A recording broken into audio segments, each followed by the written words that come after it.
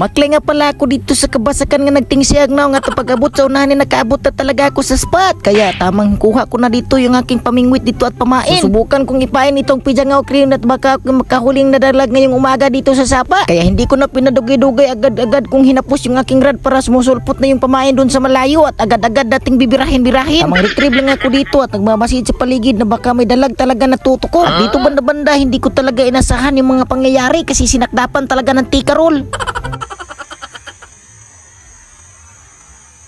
Ano kaya ang akala ng tikarol? Inaakala siguro ng tikarol na isa itong uri ng magandang pagkain niya kaya niya sinakdapan. Sa mga oras na ito ay napagdesisyonan ko na talaga na lumipat lang ako ng pwesto. Talagang wala pa rin at bumalhin na naman ako. At pagdating ko dito may nakita akong isang lukay na nakadasmag dito sa mga kahumayan at naawa ko sa kahumayan kaya tinanggal ko na yung lukay at hinampak ko diya sa dito sa kilid. Binunda ko diyan. Pagdating ko dito banda-banda ay bigla akong nabigla at nakura. Kasi ang gahi-gahi ng birahin. Parang may malakas na bumigla na bumunlot at binira yung aking pamingwit. Kamalisod talaga ako sa pagbira dito kasi ang gahi talaga. Naguguluhan at naglibog na talaga ako kung ano kaya ito. Kaya hindi ko na ito padugay-dugayin pa. Kaya nakadesisyon na lang ako dito. Nalapitan ko na lang. Pagkadating ko dito ay walang hiya ay sumabit lang pala siya dito sa gilid. Parang nagagalit na ako sa sarili ko kasi parang niloloko ko lang naman yung sarili ko. Kaya nilapitan ko na lang at tinangtang para ako yung makauli na. Nanghiya kang damukay, ikaw lang pala. Kaya sa mga puntong ito ay nagmugtok at nagbugot na lang yung aking nabuot. Talaga mapigilan na mag-uol kasi damo na naman.